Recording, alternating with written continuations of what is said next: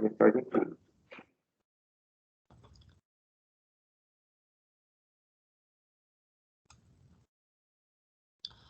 Bom dia. Daremos início à sessão da manhã da primeira turma ordinária, terceira sessão, terceira Câmara, do dia 27 de julho de 2021. Estão presentes os conselheiros Ari Vendramini, Salvador Cândido Brandão Júnior, Marco Antônio Marinho de Moraes, Semiramis de Oliveira Duro, José Adão Vitorino de Moraes, Sabrina Coutinho Barbosa, Jusileia de Souza Lima e eu, Lisiane Angelotti Meira. Segundo a nossa pauta, nós vamos julgar, ou devemos julgar essa manhã, os itens 1 a 48, mas nós temos alguns itens com a presença do patrono, que é do item 36 ao item 41. Então, nós vamos iniciar por esses itens, começando pelo 36, e eu peço, por favor, apoio que convoque o patrono, Dr. Ricardo Lemos Prado de Carvalho, por favor. Ok, presidente, farei a convocação. Obrigada. Zé Adão, vai ser de 1 em 1? Pode ser de 2 em 2. Eles, na realidade, eles são todos as mesmas matérias. Algum processo, um tem um item, outro não tem um item, entendeu? Agora, se quiser também. Então, eu preferia fazer, por exemplo, 36 é igual a 40, só muda a contribuição, PIS e COFINS, o 37 é igual a 39, um é PIS, outro é COFINS, 38 é igual a 41, um é PIS, outro é COFINS. A gente pode trabalhar de 2 em 2. Começando 36 e 40, é isso? 36 e 40. Tá. Deixa eu anotar aqui.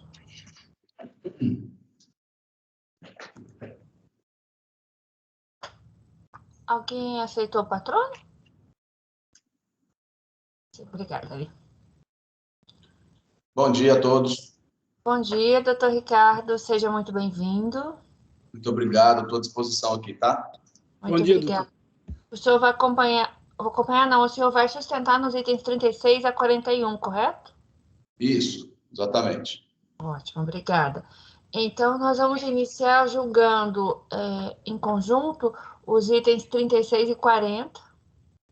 Então, vamos iniciar o julgamento dos itens 36 e 40, cuja recorrente é Andrade Açúcar e Álcool S.A. E nós temos aqui a presença e a sustentação do patrono, o doutor Ricardo Lemos Prado de Carvalho.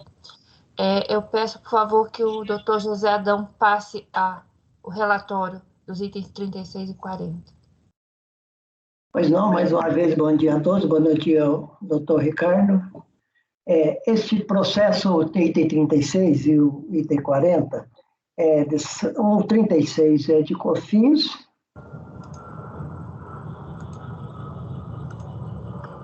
e o 40 é de PIS, é o mesmo trimestre, então é o mesmo recurso, tudo igualzinho, só muda a contribuição. É um recurso voluntário contra a decisão da DRJ-BH, que julgou improcedente a manutenção de conformidade interposta contra o despacho acessório que homologou em parte da declaração de compensação às folhas 02. A DRF em Ribeirão Preto reconheceu em parte o direito do contribuinte ao recebimento pleiteado e, consequentemente, homologou parcialmente a DECOMP. Conformado com a homologação parcial, ela apresentou uma lição de conformidade requerendo a reforma do despacho decisório para que fosse deferido integralmente o crédito e, consequentemente, homologada integralmente a DECOMP. Analisada a manutenção de conformidade, a DRJ julgou improcedente conforme acórdão assim emendado. Eu vou ler as emendas, não precisa de ler a emenda, porque vocês estão acompanhando e praticamente essas matérias vão repetir no recurso voluntário, acho que não prejudica aí para o doutor Ricardo. De modo da decisão da DRJ, a recorrente apresentou o recurso voluntário requerendo a sua reforma para se reconhecer seu direito ao recebimento para compensação do crédito financeiro declarado / compensado e, consequentemente, seja homologada a DECOMP, alegando em síntese que tem direito de descontar o crédito sobre, primeiro, aquisições de cana-de-açúcar de pessoas físicas, crédito presumido da agroindústria, nos termos do artigo 8º da Lei 10.925 de 2004, bem como a compensação do saldo credor destes créditos com débito tributário vencido, conforme previsto no artigo 56A dessa mesma lei. 2. Aquisições de bens utilizados na produção agrícola da cana-de-açúcar, combustíveis, adubos, calcário, fertilizante e defensivos. 3. Sobre fretes no transporte de cana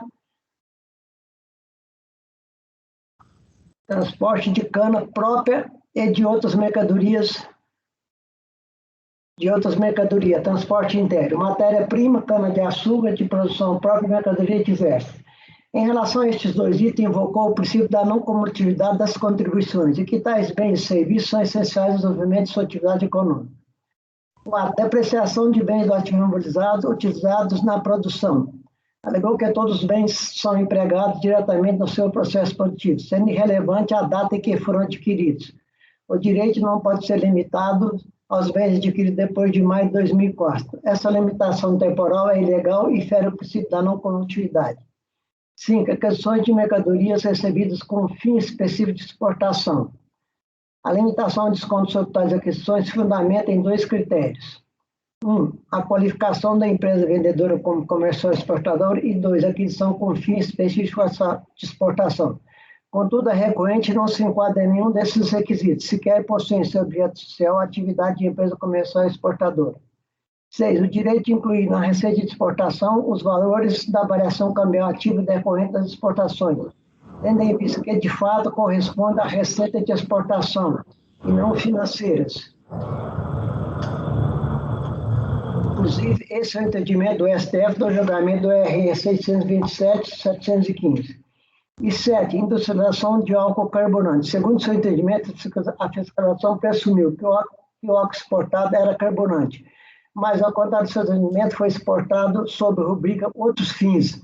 Ao final, requereu a realização de diligência e a juntada de documentos suplementares para comprovar o seu direito e a regularidade da compensação efetuada e ainda a intimação do subscritor desse recurso da data de seu julgamento.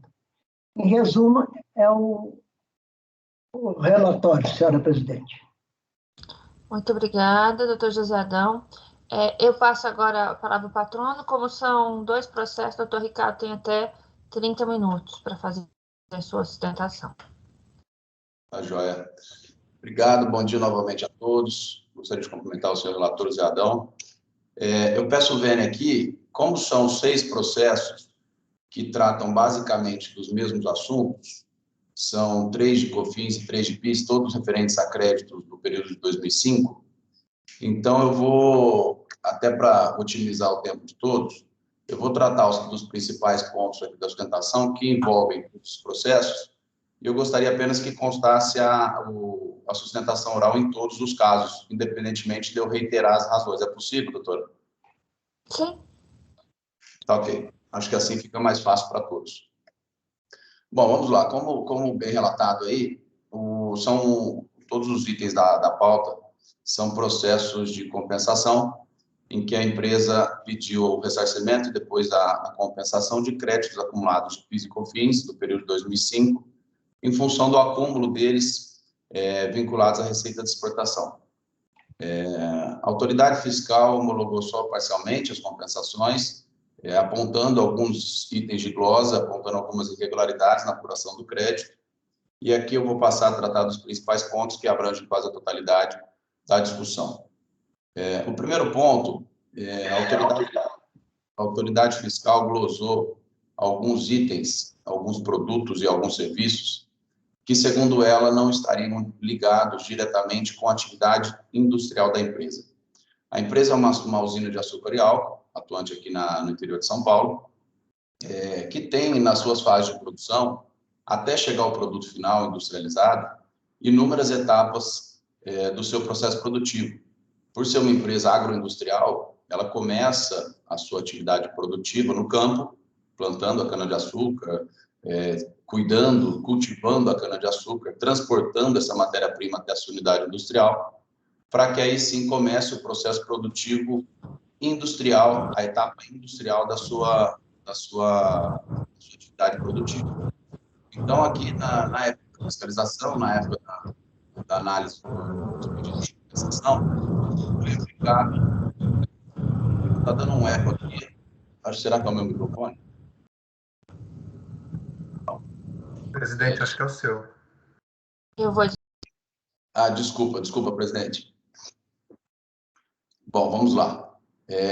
Então, na época da análise das compensações, foi aplicado um entendimento até então mais restritivo quanto ao conceito de insumos e foi limitado o direito de crédito apenas àqueles produtos, aqueles itens que eram empregados diretamente na fase industrial. Então, tudo que era empregado na fase anterior, na fase agrícola, que chamamos, foi desconsiderado como insumo e foram glosados os créditos. Então, aqui tem alguns itens super relevantes que são defensivos agrícolas, herbicidas,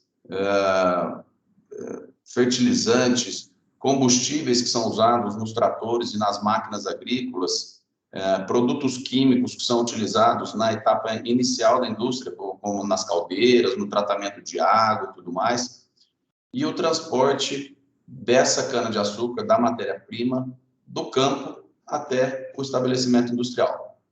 Todos esses itens, parece que não é necessário um grande esforço para concluir que são essenciais e indispensáveis para a atividade produtiva da empresa. Sem a cana-de-açúcar, sem o cultivo e sem o transporte de toda essa matéria-prima até a etapa industrial, até a sua unidade industrial, não há a produção, não há sequer o início da etapa industrial. Então, todos esses itens, à luz do entendimento já consagrado pelo CARF e pelo STJ, são essenciais e completamente relevantes para a atividade produtiva da empresa. Então, nesse ponto aqui, o que se pugna é pela aplicação agora já do entendimento mais recente e não aplicável à época do despacho decisório, para que sejam analisados os produtos e seja analisado o direito de crédito da empresa à luz dos critérios da essencialidade e da relevância para a atividade produtiva. É o que se pugna aqui.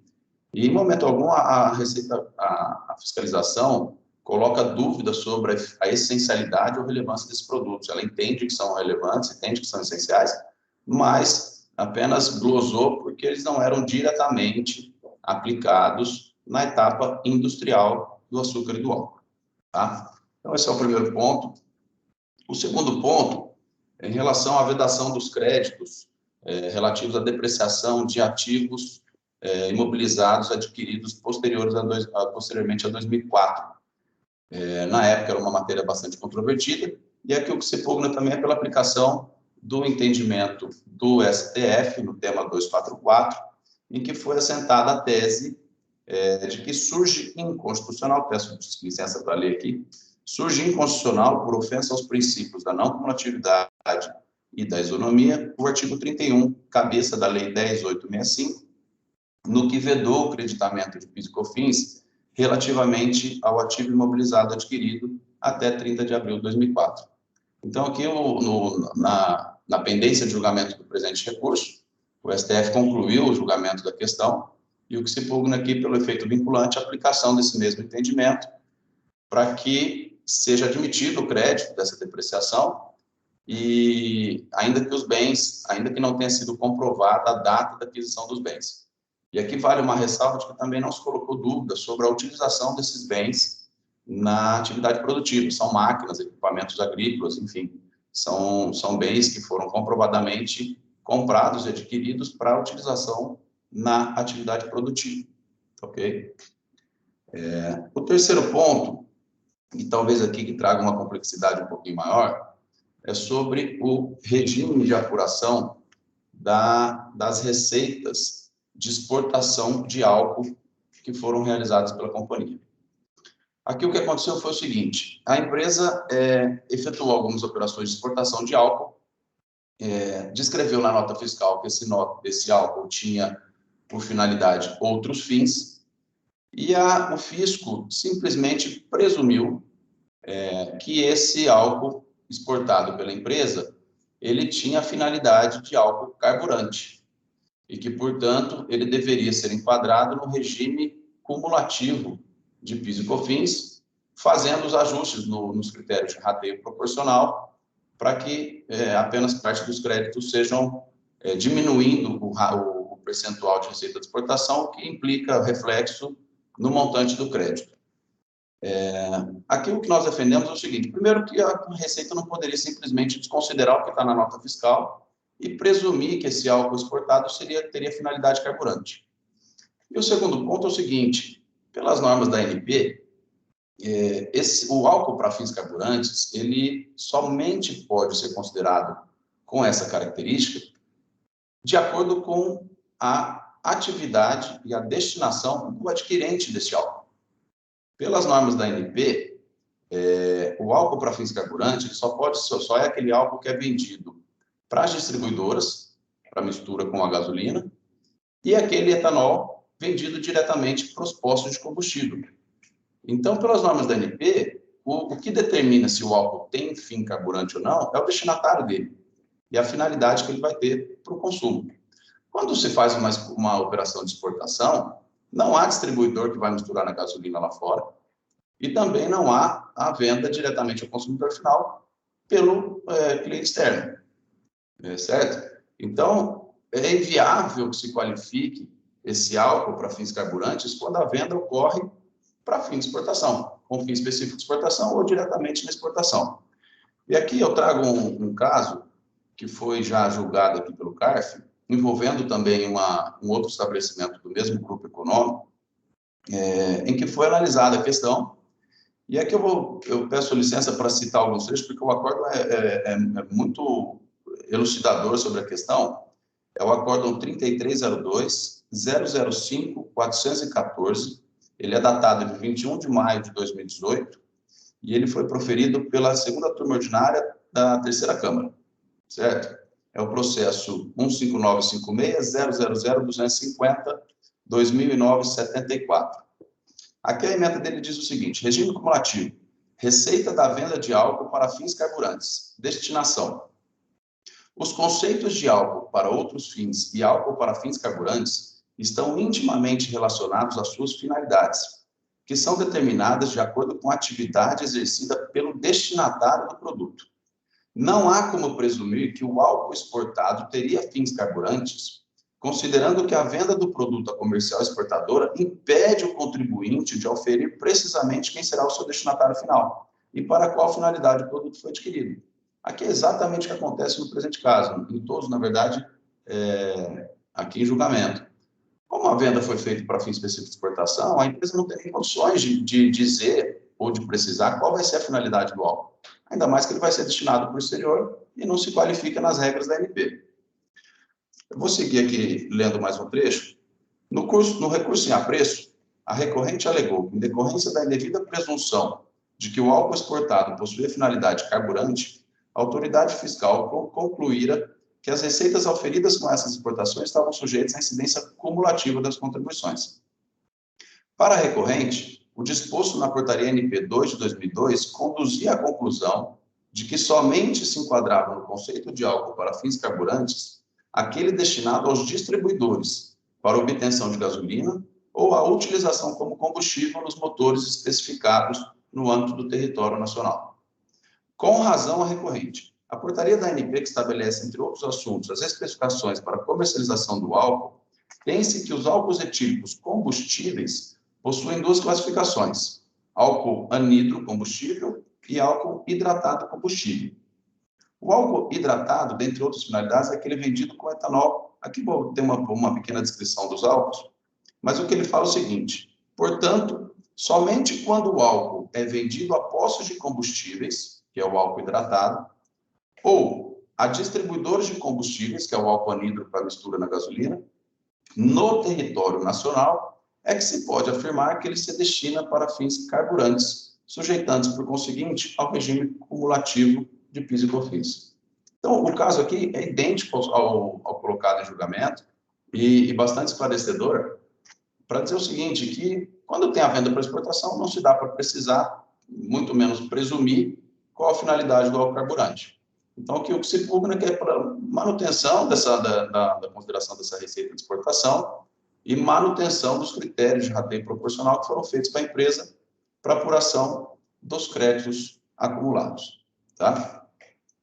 Mais um ponto que nós gostaríamos de ressaltar é a reversão das receitas de exportação quando a empresa atua supostamente como comercial exportadora. Aqui tem alguns itens que foram adquiridos com fim específico de exportação e a venda posterior pela empresa foi considerada como receita de exportação. E aqui o fisco entendeu que quando a exportação ela é feita de mercadorias que foram recebidas com fim específico de exportação, ela não deve compor a receita de exportação para fins do ajuste do rateio proporcional. Aqui nós suscitamos a aplicação do mesmo entendimento que a Receita vem aplicando em diversas discussões, de que a empresa comercial exportadora, para fins da legislação tributária federal, é considerada só aquela prevista no regulamento aduaneiro, que tem o registro SESEX, que tem aqueles requisitos formais, habilitações formais pela Receita Federal, para atuar como comercial exportadora. O simples fato dela ter adquirido uma mercadoria com fim específico de exportação e ter exportado de forma subsequente, não a torna uma empresa comercial exportadora, então não se aplicaria a vedação, a apropriação do crédito prevista na legislação, na Lei 10.833 e na 10.637. Tá? E o quinto ponto, que eu gostaria de ressaltar, quinto e último ponto já, é que foram, na composição das receitas de exportação, existiam algumas notas de complemento de preço. Tá? E o fiscal, a autoridade fiscal, entendeu, no momento do despacho decisório, que essas notas de complemento de preço, elas haviam sido emitidas para ajustar preços em função da variação cambial ativa. Então, quando foi feita a remessa, a nota tinha sido num valor, quando fechou o câmbio, o valor era outro, então foram emitidas as notas de complemento de preço para cobrir o faturamento dessa variação cambial ativa. Já na época, se defendeu que essas receitas de variação cambial ativa, elas eram indissociáveis das próprias receitas de exportação. Os contratos de câmbio, as operações de câmbio são etapas necessárias e complementares e indissociáveis do contrato de exportação, da operação de exportação, e que, portanto, essas receitas deveriam ser consideradas igualmente como receitas de exportação, e não como receitas financeiras, como considerou a autoridade fiscal. O Supremo, também nesse ínterim, julgou a questão, também em regime de repercussão geral, e definiu a tese de que consideram-se receitas decorrentes de exportação as receitas das variações cambiais ativas a atrair a aplicação da regra de imunidade e afastar a incidência da contribuição ao PIS e COFINS, conforme estabelecido no julgamento do RE 627.815. Então, aqui, nesse ponto, o que se pugna também é pela aplicação do precedente do Supremo, para que essas notas de complemento de preço decorrentes da variação cambial ativa componham as receitas de exportação e sejam consideradas para fins do rateio, para chegar ao valor do crédito acumulado pela empresa. Existem alguns outros pontos acessórios de menor complexidade e relevância, que é o que eu peço vênia também para remeter as razões dos recursos voluntários. E com esses fundamentos aqui, nós reiteramos o pedido de provimento de todos os recursos voluntários, dos itens 36 a 41,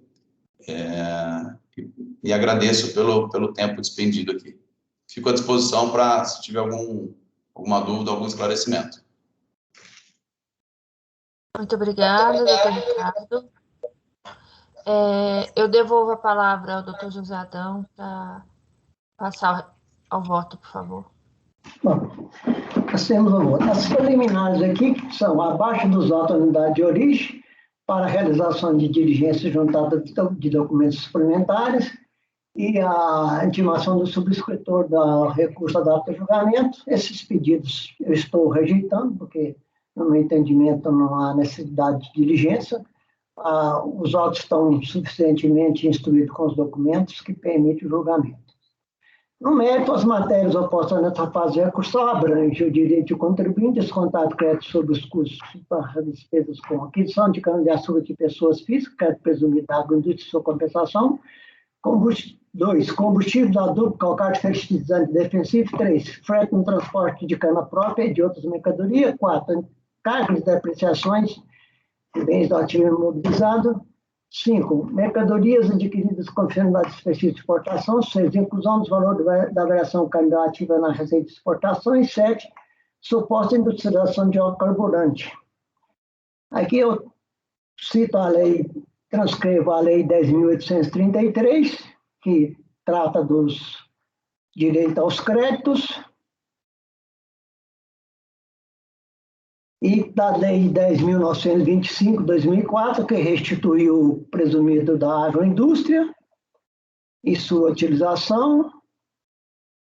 E, segundo esses dispositivos citados, transcritas as aquisições de bens e serviços utilizados como insumo na prestação de serviço ou na fabricação de bens e produtos destinados à venda geram créditos da contribuição.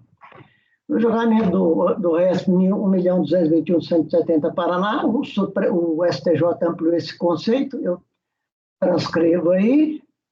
Então, em face do entendimento do STJ no referido RESP, a Procuradoria já expediu a nota 663, também para aplicar o entendimento do STJ.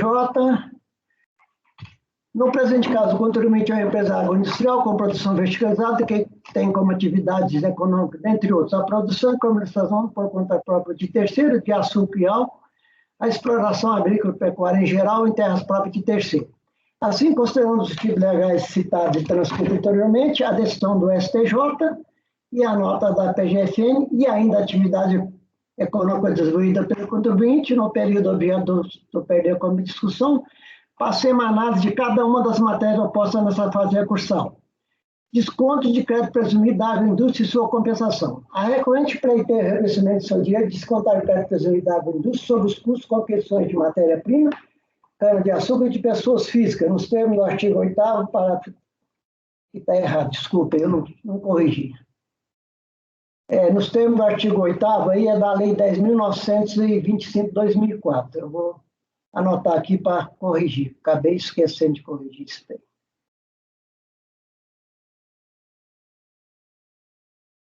É da Lei 10.924, 2004. Segundo o disposto nos artigos 8º e 15 da Lei 10.925, citado e transcrito anteriormente, no período objeto do fato gerador do perda de discussão, o crédito presumido da agroindústria somente podia ser utilizado para a dedução dos valores das contribuições calculadas sobre o faturamento mensal, no sucessivo período de apuração. O ressarcimento / compensação do saldo credor trimestral de crédito presumido da agroindústria, do PIS e da COFINS somente passou a ser permitido para os fatos geradores ocorridos a partir do ano calendário 2006, sob determinadas condições, conforme previsto no artigo 56A, caput da Lei 12.350, 2010, citados e transcritos anteriormente. No presente caso, o fato gerador dos créditos presumidos ocorreu em janeiro de 2005. Assim, correta a glosa do valor do crédito presumido da agroindústria, do valor do crédito financeiro declarado / compensado no perdeu compra em discussão. Ressaltamos ainda que, segundo o disposto no artigo 8º, caput da Lei 10.925, 2004, citado e transcrito anteriormente, o direito ao desconto de crédito presumido da agroindústria, a título PIS e COFINS, se aplica apenas e tão somente aos insumos utilizados na produção de mercadoria de origem animal ou vegetal destinado à alimentação humana ou animal. No presente caso, a recorrente produz mercadoria destinada à alimentação humana, açúcar, demerara, cristal e outros tipos, e destinados para outros fins, e álcool carburante, amido e hidratado. Contudo, em momento algum, a recorrente demonstrou que os casos gozados foram descontados de insumos utilizados na produção de mercadoria destinada à alimentação humana e animal. 2. Custos e despesas incorridos com bens utilizados no plantio da cana-de-açúcar. No recurso voluntário, a recorrente impugnou a glosa dos créditos descontados sobre os custos incorridos com combustíveis, adubos, calcário, fertilizante e defensivo, sob a alegação de que foram utilizados no plantio da cana-de-açúcar e no processo produtivo agrícola. O inciso 2 do artigo 3º da 10.833, citado e transcrito anteriormente, prevê o desconto de crédito sobre os custos dos bens e serviços utilizados como insumo no processo produtivo da pessoa jurídica. Já o inciso 2 do parágrafo 2º desse mesmo artigo veda o desconto de crédito sobre a aquisição de bens ou serviços não sujeitos ao pagamento da contribuição. Assim, de forma com os referidos dispositivos legais, levando-se em conta o conceito de sumo para efeito de desconto da contribuição, dado pela STJ, e ainda as atividades desenvolvidas pelo contribuinte, A glosa dos créditos sobre os custos com combustíveis utilizados na produção da cana-de-açúcar deve ser revertida. Já em relação ao desconto dos créditos sobre adubos, calcário, fertilizantes defensivos, a glosa deve ser mantida em face do disposto no inciso 2, parágrafo 2º do artigo 3º da Lei 10.833, citado e transcrito anteriormente, tendo em vista que nas suas aquisições não houve o pagamento da contribuição. A Lei 10.925 reduziu a zero as alíquotas do PIS e da COFINS incidentes nas operações de venda dos referidos insumos, a partir de agosto de 2004. Aí transcreva aí a lei, os dispositivos da lei. Terceiro, frete no transporte da cana-de-açúcar de produção própria e outras mercadorias. A recorrente reclama o direito ao desconto de crédito sobre os fretes incorridos com a movimentação e transporte de cana-de-açúcar das lavouras,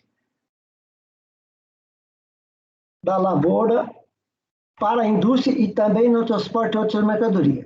Os custos com frete para a movimentação e transporte da cana-de-açúcar integram o custo da matéria-prima dos produtos industriais e vendidos. E, portanto, dão direito ao desconto de crédito nos termos do inciso 2 do artigo 3º da Lei 10.833. Dessa forma, as cotas dos créditos sobre tais fretes devem ser revertidas. Já em relação ao frete para transporte de outras mercadorias, a recorrente não as identificou, ou seja, não informou espécie e natureza. Assim, não há elementos que permitam enquadrá-la no conceito de suma, seja nos termos do inciso 2 do artigo 3º, seja na decisão do STJ no RESP 1.221.170. Assim, a glosa sobre o frete e outras mercadorias deve ser mantida. Encargo de depreciação do ativo imobilizado. A recorrente defende a reversão das glosas dos créditos sobre os encargos de depreciação dos bens do ativo imobilizado, sobre o argumento que todos os bens são utilizados no seu processo produtivo, que, independentemente de terem sido adquiridos antes ou depois de 30 de 4 de 2004, faz jus aos créditos. Aqui eu estou aplicando a decisão do STF aqui, que considerou inconstitucional essa limitação temporal. Então, eu vou poupar de ler a decisão do Supremo aqui, que o próprio Platão já tinha lido, e estou aplicando assim, por conta do exposto no parágrafo 2º do artigo 62 do RICAC, adota essa decisão para reconhecer o direito de contribuinte descontado de crédito sobre os encargos de depreciação dos bens utilizados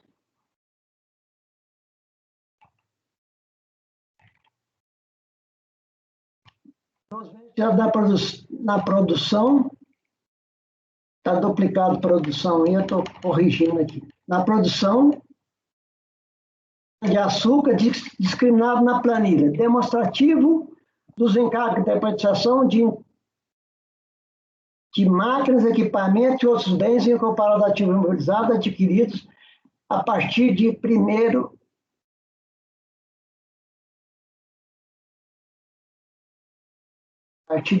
de maio de 2004, para ser utilizado na produção de bens destinados à venda ou na prestação de serviço. Essa planilha é a planilha que glosou os créditos de depreciação. As folhas 737 e 738 constando da primeira coluna sobre a rubrica, que são vários bens, então eu estou resumindo aí para não dar ficar muito longo. Então, o número do bem vai desde o 45,44 ao 45,70. E na última coluna, classificado, porque na última coluna está classificado a utilização do bem, onde ele foi empregado. Imobilização de produção agrícola, mantendo-se a glosa efetuada sobre os demais bens. Então, eu analisei toda essa planilha lá e praticamente todos os bens dessa planilha eu estou revertendo, mantendo alguns bens que não é aplicado na produção, seja na produção da cana-de-açúcar, seja na produção industrial. Então, estou dando aqui um parcial.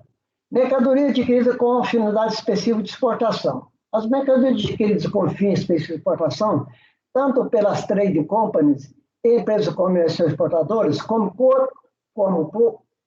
outras empresas que exportam mercadorias, ainda que eventualmente não dão direito a essas empresas de descontar crédito sobre tais aquisições, tendo em vista que o direito de descontar crédito é da empresa industrial, que as produziu e as vendeu no mercado interno com aquele fim específico. Segundo o artigo 6º, inciso 3 da Lei 10.833, citado e transcritos, a COFINS não incidirá sobre as receitas de vendas de mercadoria para a empresa comercial exportadora com fins específicos de exportação. Já o parágrafo 1º, incisos 1 e 2, prevê que a pessoa jurídica produtora vendedora poderá utilizar o crédito aprovado na forma do artigo 3º dessa mesma lei para dedução do valor da contribuição. E, se apurar só o credor, este poderá ser objeto de perda de conta. Consta expressamente o parágrafo 4º que o direito de usar o crédito, de acordo com o parágrafo 1º, não beneficia a empresa exportadora. Consta expressamente do artigo 1 daquela lei que a empresa exportadora que houver adquirido mercadoria de outras pessoas jurídicas com fins de exportação para o exterior, que no prazo de 180 dias contado da data de emissão da nota fiscal pela vendedora, não comprovar o seu embarque para o exterior, ficará sujeito ao pagamento de todos os impostos, inclusive que deixar de ser pago pela empresa vendedora. O direito de descontar os créditos de insumos de exportação da mercadoria produzida e exportada de forma indireta é do produtor, independentemente se a exportação se deu via trade company, comercial exportadora ou outra empresa. O que importa é a exportação da mercadoria. Assim, mantém-se as gozes dos créditos contados sobre os custos de aquisição de mercadoria adquirida com fins específicos de exportação. Sexto, inclusão dos valores da variação cambial ativa na exportação. Aqui eu estou aplicando também a decisão do STF no RE 728.815 para reconhecer o direito de a recorrente incluir as receitas decorrentes da variação cambial ativa nas receitas de exportações. 7. Clause de crédito supostamente vinculada à instalação de álcool carburante. A recorrente alega que a fiscalização presumiu que o álcool exportado era carburante e, portanto, não estava sujeito ao regime não cumulativo e, consequentemente, não daria direito a descontar crédito. Segundo o seu entendimento, caberia à fiscalização comprovar que o álcool exportado era carburante. Contudo, não há elemento nos autos para demonstrar e fundamentar tal conclusão. Ao contrário, os documentos acostados por ela, notas fiscais, comprovam que o álcool foi exportado sob a rubrica outros fins. No presente caso, as exportações de álcool cujos créditos foram usados pela fiscalização, conforme demonstrado e provado na informação fiscal, folha 751-765, parte integrante dos participantes, correspondem às notas fiscais 110.770, as folhas 629, e número 92.187, cuja cópia não foi apresentada pelo contribuinte, apesar de intimado e reintimado a apresentá-lo. Na nota fiscal 110.770, venda de álcool para companhias importadoras e exportadoras Coimex, a descrição do produto consta do corpo da nota fiscal, álcool e anido carburante. E no campo, quadro, dados adicionais, contém a anotação álcool 0017 0406, ou seja, do número do contrato de compra e venda do álcool.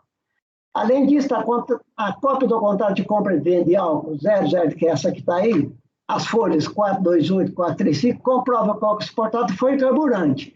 Nele, as folhas 429 consta expressamente contato de fornecimento de álcool etílico anidro carburante, número do álcool, contrato tal.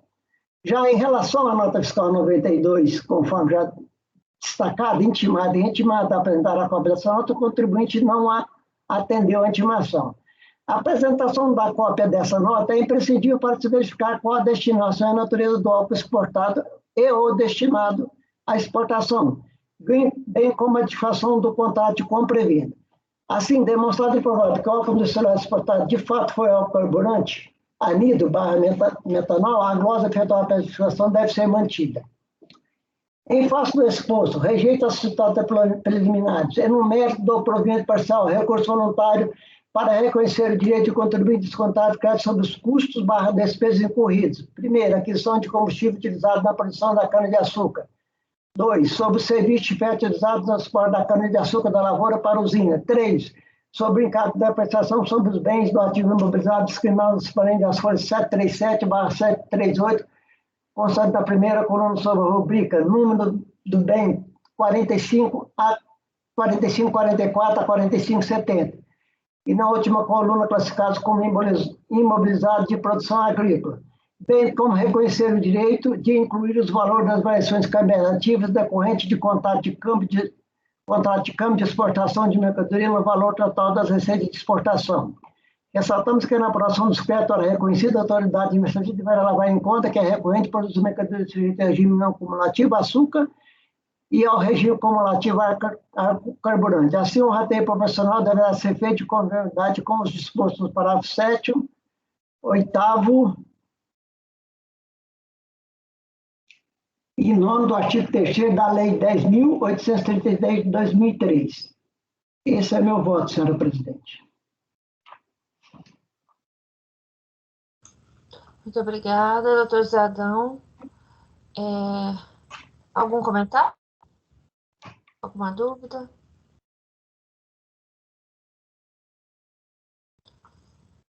Podemos passar a votação?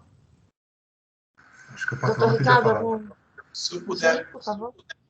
se vocês me permitirem só fazer uma observação, eu só gostaria de chamar a atenção para um ponto, que ainda que algumas notas fiscais pudessem constar que o álcool teria finalidade carburante, seria um álcool carburante, de fato ele pode ser, pelas características técnicas. Mas a efetiva utilização dele, o álcool para fins industriais ou para utilização na indústria, que não seja carburante, ele é o mesmo álcool. A finalidade dele é o que se discute, que não pode ser interpretada como finalidade carburante, apesar dele ser um álcool que poderia ser utilizado para finalidade carburante, ele não pode ser assim considerado nas operações de exportação. Porque, segundo as normas da ANP, o álcool para fins carburantes, ele só pode ser classificado com essa finalidade quando ele é vendido no mercado interno, para as distribuidoras de combustível ou para os postos de combustível. Então, ainda que essa nomenclatura possa ter constado na nota fiscal, o que se defende é que a finalidade carburante para fins da legislação nacional só pode ser aferida quando a venda é feita para o mercado interno. Tá? Só para esse ponto que eu gostaria de reiterar. Tá certo. Muito obrigada, doutor Ricardo.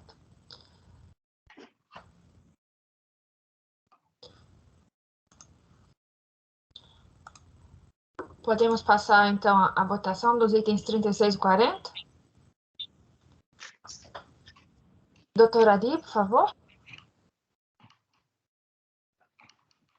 Bom dia, doutor, bom dia a todos. Parabéns, doutor José Adão, pelo voto. Muito bem feito. Eu acompanho o relator. Apesar de considerar as observações do patrono, eu reputo elas bastante interessantes, mas diante dos autos eu acompanho o relator. Muito obrigada, doutora Adi. Doutor Salvador? Eu acompanho também o relator. Muito obrigada. Doutor Marco Antônio? Acompanho o relator. Obrigada. Doutora Semiramis? Muito bom voto, Zé Adão, acompanho. Muito obrigada. Doutora Sabrina? Acompanho. Muito obrigada. Doutora Jusileia? Também acompanho.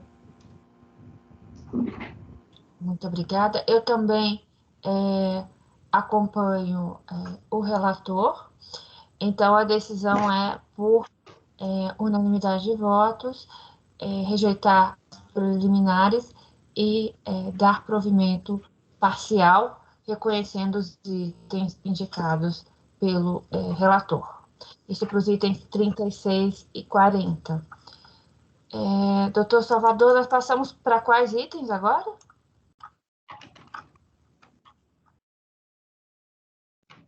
José Adão, né? Adão? É o 37, né, presidente? É o 37 e o 39. É praticamente a mesma matéria, mas eu gostaria de repassar para ver se não tem alguma coisa diferente. Esse resultado que nós votamos, presidente, é para o item 36 e o 40? Apenas? Isso. Ok, obrigada. Apenas.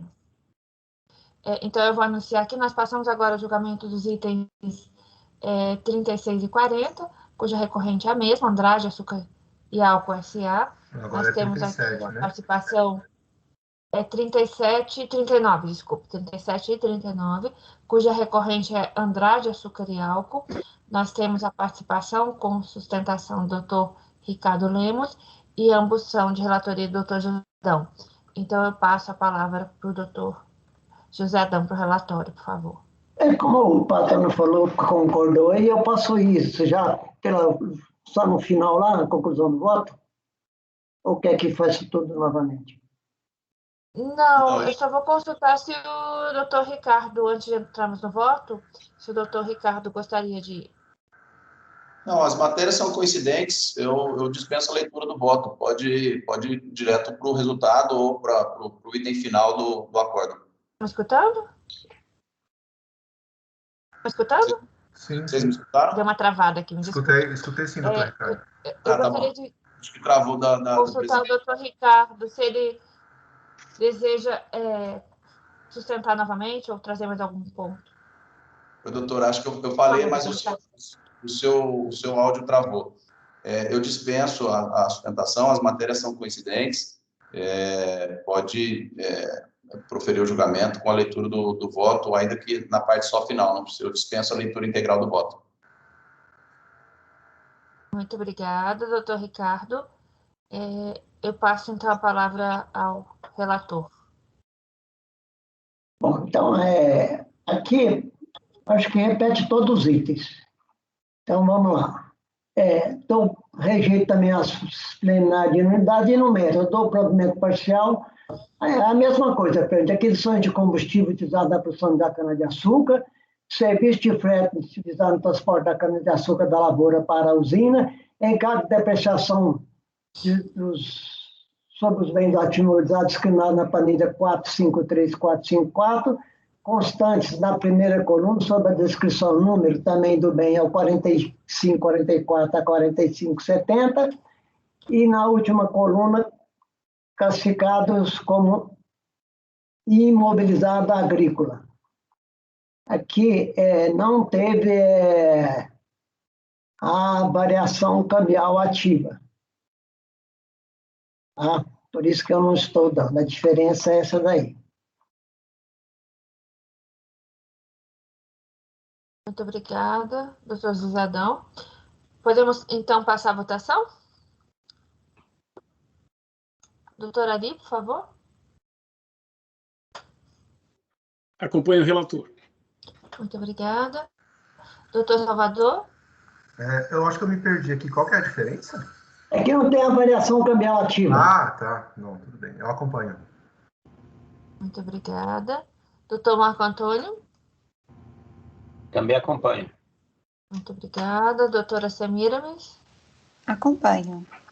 Muito obrigada. Doutora Sabrina? Acompanho. Muito obrigada. Doutora Jusileia? Acompanho. Muito obrigada. Eu também acompanho.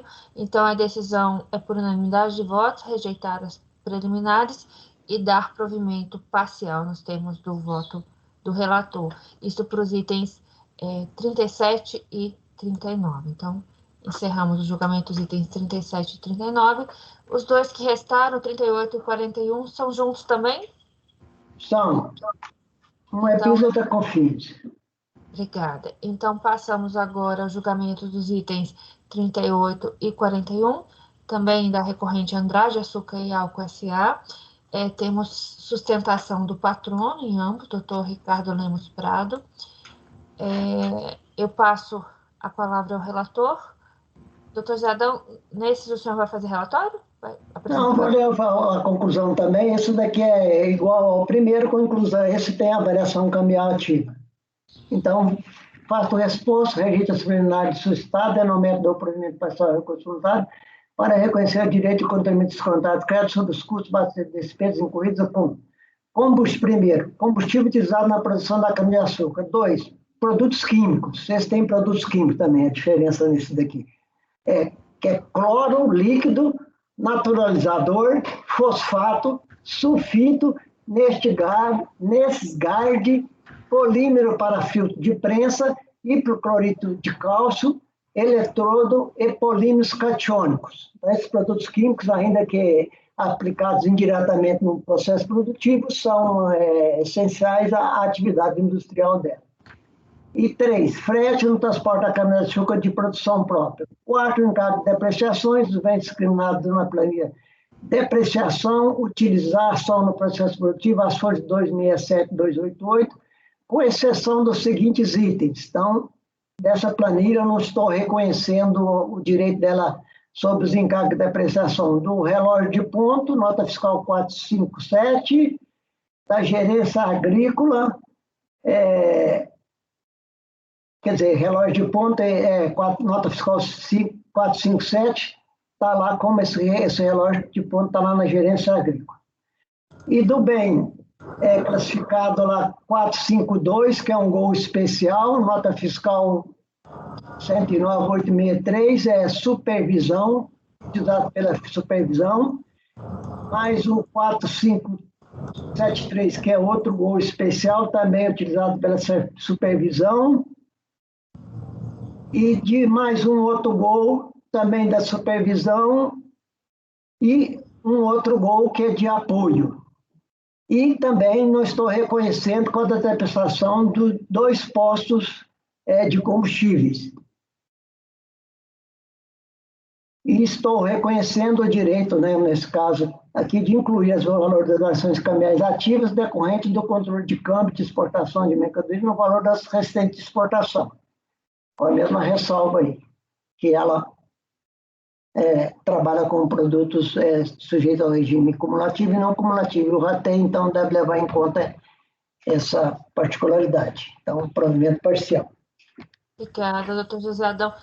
Eu não consultei o doutor Ricardo antes do voto. Doutor Ricardo, o senhor gostaria de fazer alguma observação? Não, doutora, dispenso. Obrigado. Obrigada, doutor Eu Ricardo. tenho uma observação aqui nesse voto. Sim, aqui, doutor Marco Antônio. Eu estava dando uma passada aqui de olhos rápidos nele. Verifiquei que tem um item diferente, é o item 4, serviço de industrialização de mel residual. Não sei se eu perdi alguma explicação aí do doutor José Adão a respeito, mas eu acho que seria bom enfatizar se já não foi feito isso. Tem também os produtos químicos, né, que não tinha no outro. O produto químico ele falou dos produtos químicos, outros produtos químicos. Só não o item 4 aí, doutor José Adão, que está na folha, deixa eu verificar aqui. Está aberto aqui. Exato, tem esse engolisse. Conforme demonstrado, o item 4 não é. É porque ele contrata um serviço, que o doutor também não colocou na dispensação da dele, eu também passei batido. De um mel residual para uma indústria que faz esse serviço para ele. E esse serviço que ela faz para ele foi glosado porque também foi entendido que seria algo carburante. Então, o fundamento da industrialização de álcool seria algo carburante. E aqui, estimado a comprovar a natureza do serviço de industrialização contratado com a empresa Usina da Barra, que é do mel, né? Para a produção de álcool, sem conduta da nota fiscal de prestação de serviço. Então, ela foi intimada e ela não apresentou. A cópia do demonstrativo de apuração do PIS do terceiro trimestre de 2005, objeto da comissão, comprova que naquele trimestre não houve venda de álcool com outros fins. Então, essa contratação desse serviço de industrialização do mel residual pela Usina da Barra, ele disse que também que não seria carburante, seria uma presunção também. E, no entanto, naquele período nem houve álcool com outros fins. Então, caberia a ele, então, ter demonstrado que realmente tratava de álcool carburante, porque isso aqui é um perder-conta. E no perder-conta, o ônus da prova é do contribuinte. Então, eu não reconheci, mantive a glosa disso daí.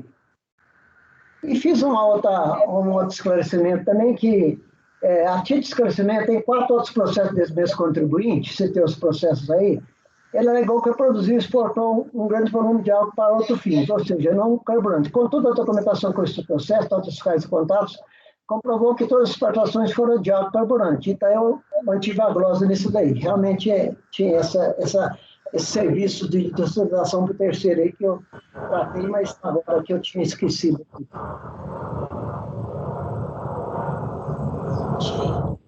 Você pode me esclarecimento ao senhor José Adão, senador? Qual que foi o desfecho dos itens, dos produtos químicos que são utilizados no tratamento de caldeiras? Foi revertida. Foi revertida a glosa? Okay. Foi. Em todos os itens? Tratamento de esgoto, da Tá parte industrial também. É o cloro líquido, fosfato, sulfito, Nesguard, é isso, né? Tá ok.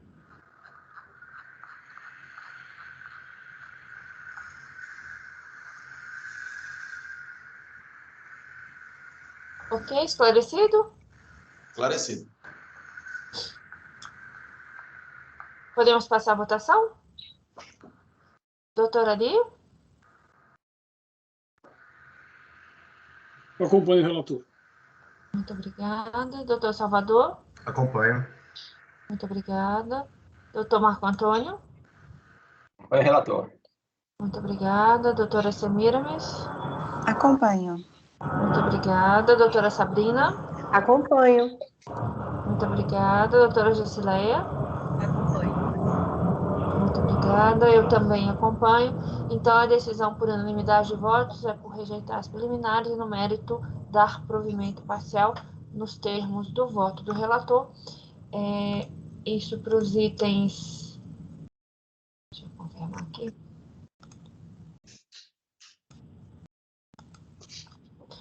Para os itens 38 e 41. Com isso, encerramos o julgamento dos processos da recorrente Andrade Açúcar S.A., itens 36 a 41 da nossa pauta. Agradeço aqui a presença, a sustentação e os esclarecimentos do doutor Ricardo Lemos Prado de Carvalho. Obrigado. Desejo bom trabalho para vocês. Obrigada. Bom trabalho, senhor, também. Bom dia, Obrigado, doutor.